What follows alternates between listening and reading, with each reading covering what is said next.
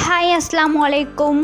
அந்த 5 types of peoples யார், அதுக்கான ரீசன் என்ன அப்படின்னு நான் இந்த வீடியோவில் சொல்கிறேன். பார்ட் 1 பார்க்காதவங்க பார்ட் 1 பார்த்துட்டு வாங்க, அப்போ தான் இந்த வீடியோ புரியும்.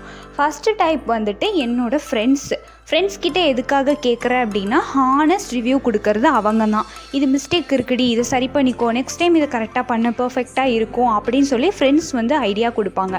செகண்ட் ரிலேட்டிவ்ஸுமே சேம் அதே தான், இப்படி இருக்குடா, இதை கரெக்ட் பண்ணிக்கோ, நெக்ஸ்ட் டைம் நல்லா பண்ணு அப்படின்னு சொல்லுவாங்க.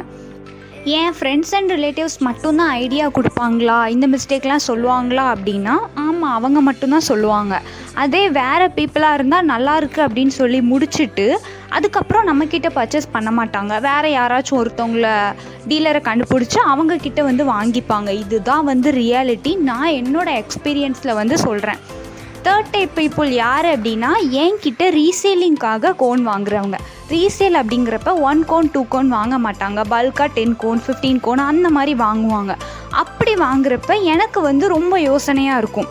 என்னடா இது இவ்வளோ கோன் வாங்கினாங்க, ஒரு ரிவ்யூ கூட சொல்லலையே, ஒருவேளை சாட்டிஸ்ஃபேக்ஷன் இல்லையோ அப்படிங்கிற மாதிரி தோணும்.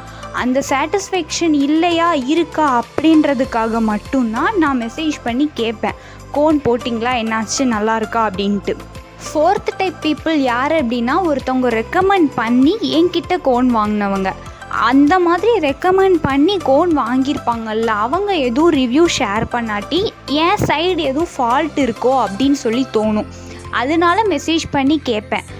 சப்போஸ் என் சைடு எதுவும் ஃபால்ட் இருந்தது அப்படின்னா, என்னை ரெக்கமெண்ட் பண்ணவங்க கிட்ட போய் என்கிட்ட கோன் வாங்கினவங்க திட்டுவாங்க, நீ சொல்லி தான் அந்த ஐடியில் பர்ச்சேஸ் பண்ணேன் அப்படின்னு சொல்லிட்டு.